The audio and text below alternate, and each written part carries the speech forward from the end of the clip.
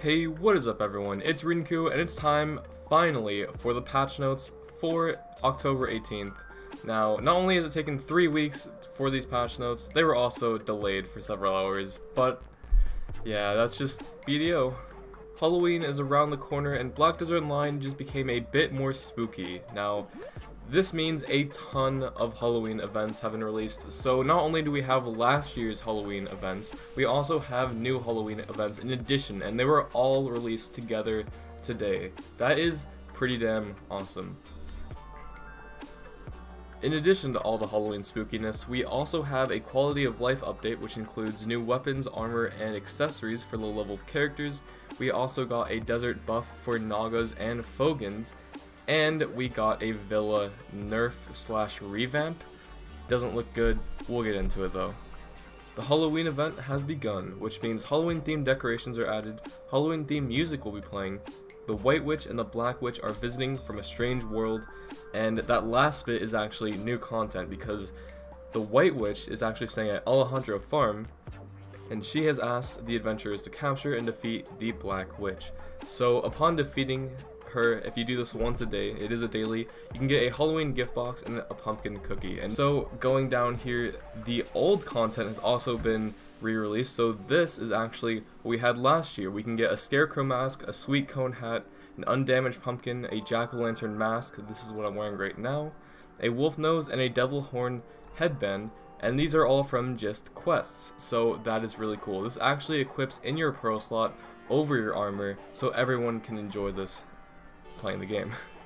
You can also get daily challenge rewards. The first one, you can play for 1 hour, and every hour you play you get 1 Halloween coin. This is up to 5 per day. The next one, you play for 2 hours and you get a Halloween candy basket. It's 1 per day.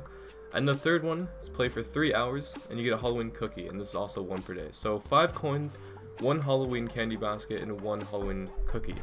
That's pretty cool. So the Halloween candy basket and the Halloween cookie actually make the Halloween gift box. So you just need one of each and you put them in the shape of just next to each other, I guess, and you get all these cool rewards. Now, the coins you can probably save, hopefully save, because you're going to probably want the fine accessory box for 50 of them. That means 10 days of playing for 5 hours a day.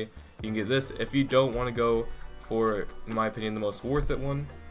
You can also get a 25 fail stack for 30 coins, 6 sharp shards for 20, that's actually kind of convincing, and 10 cronstones for 10. So you do have some options, but it's pretty cool, and every 10 days you could get a fine accessory box. Now this event will end at the end of the month, so that's pretty much how much time you have. You won't have enough time to get multiple, but that's pretty cool. And going down here, the follow-up event for the growth of the young Commissivia tree has been started. Thank fucking God! Okay, just had to say that because the Blackstone event has been started.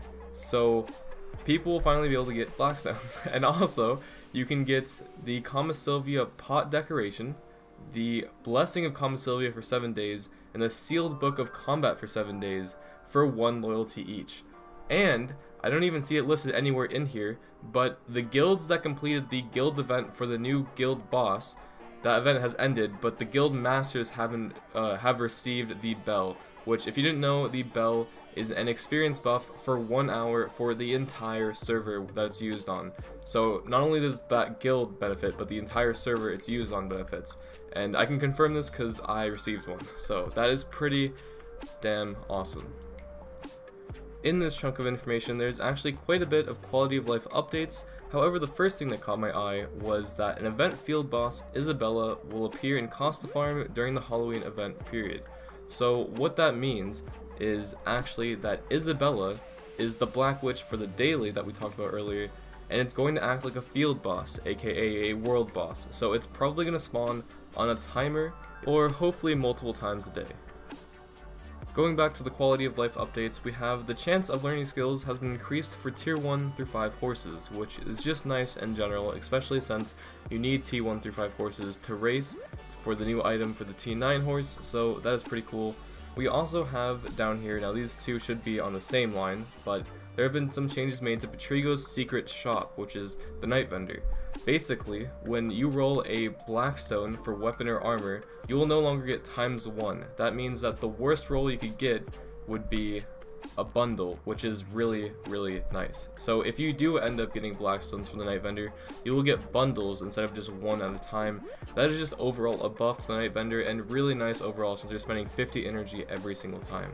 Now right below it, they have added Kama Sylvia monster information on the world map, which says 58 to 60, even 59 to 60 for the ruins, but stresses the fact that it's party recommended.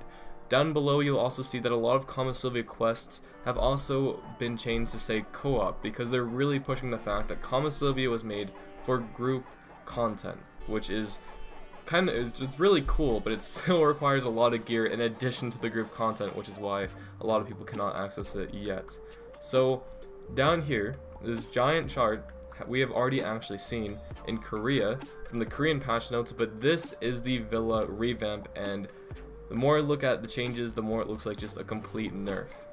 So the reason why I keep saying this is a nerf is because I keep looking at the increased price for the villa buffs. However, overall it can be seen as a revamp because they have categorized every single villa into one of 3 categories. So before, every single villa gave you an assortment of individual buffs that you paid for individually, and now every single villa is one of 3 things. So you make one transaction and you get every single buff listed in one of these 3 categories. Looking at the prices though, the one that has life XP now costs 900k for every 3 hours. The one that gives skill and combat XP costs 1.5 mil every 3 hours. And the one that people will pop for just overall stats, AP, GP, HP, resistance, and ignore all resistance, extremely useful for combat, for fighting, for PvP, PvE, everything, now costs 4.5 mil every 3 hours. So those of you that actually got the AP plus 10 buff for grinding, in addition to the combat XP buff, well, you're now looking at 6 mil every 3 hours, which is really going to cut into profits. So for grinding out money like Shikatu, those 2 villas right next to each other, I'd say this is pretty much a big nerf to Shikatu grinding in particular, but overall, if you're just getting these villa buffs for other purposes, it is probably a buff or a revamp or quality of life update. So it's pretty cool. It just sucks that it costs so much money, and it also costs 10 mil now for a villa ticket overall. So to get into the villa, instead of 5 mil, it now costs 10 mil in one solid 100G ingot. So that's interesting. Something I forgot to mention is that the patch notes are now located on the main website under news instead of on where it used to be the forum. So it has a slightly different layout, and it also has cool icons for all the classes, for all the class updates. If you guys want to read the updates, these patch notes, the link will be linked in the description. But carrying on, something interesting is they added a new quest for knowledge on how to deconstruct the Jinbon 1 crystals. So yes, you can now deconstruct these in case you got the one that you didn't want, which can possibly give you a chance at getting one that you do want, since when you make Jinbon 1 crystals, whichever one you get is random. So deconstructing them and the chance of getting the materials used for them is also random, but once you have the knowledge to do so, you can deconstruct them with 1 mana stone and 1 black spirit's claw. And going over the rest of the updates, there is a lot of accessories, a lot of armor, even some weapons. A lot of it you get from the Black Spirit or from areas in Calpheon, or some of it can even be bought from vendors. All of it just quality of life for people that are under level 50, most likely, because once you get plus 15 gear in full Asula, you're going to be better geared than all of this stuff. However, it's very nice for your grind to 1 to 50 on your very first account. Going down here, there's also a lot of monster changes. The main 2 changes being the Valencia buffs. So the Desert Nagas and Desert Fogans have been completely reworked. Desert Naga combatants now have a low chance of dropping Serap's Necklace and will now drop armor stones to the weapon stones. Desert Nagas as a whole will also increase the number of monsters greatly in the entire area.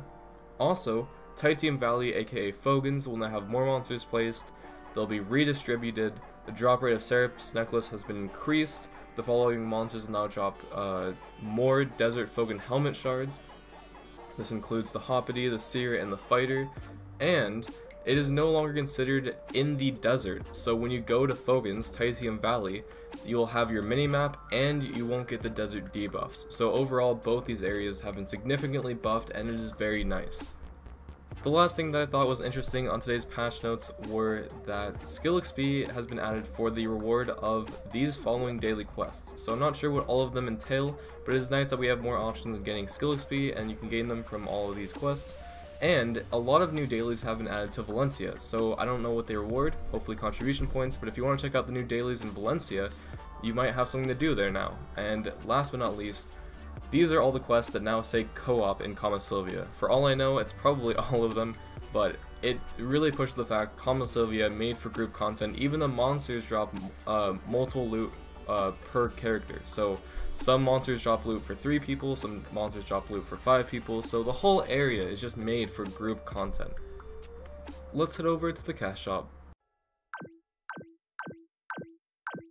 The most interesting thing today, I think, is that the cash shop actually got a lot of things that I've never seen before, even looking at the Korean cash shop last week. So we did not get the Gloomy Fox or the Ram outfits, we only have the Bloody outfit, but now we have all these new outfits and even a new pet, in addition to all the old Halloween pets and the old Halloween horse armor. So first up we have the Crow, and the next appearance Crow has a necklace, and the last appearance Crow has a glowing necklace, which actually looks pretty cool. So that is a new pet. We also have a lot of new sets for every class. So the Dark Knight gets the Angelic Queen and the Demonic Queen outfits.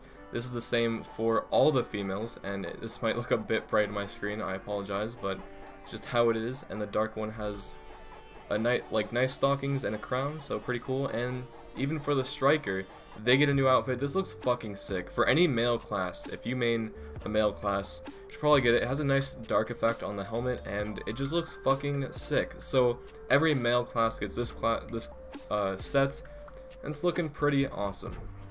And last but not least, if you didn't see it last year, we have all the Halloween pets you can buy in a package or one by one. Thank God they didn't fuck it up this year, because last year they sold the package first and then everyone complained and then they sold it one at a time.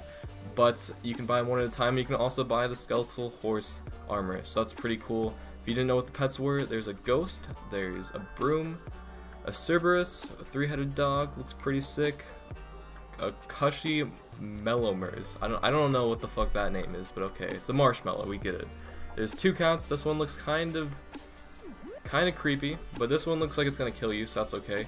And we also have the Halloween furniture. So I think that's gonna wrap it up. Thanks for all the support. I love you guys. I'll see you guys next time.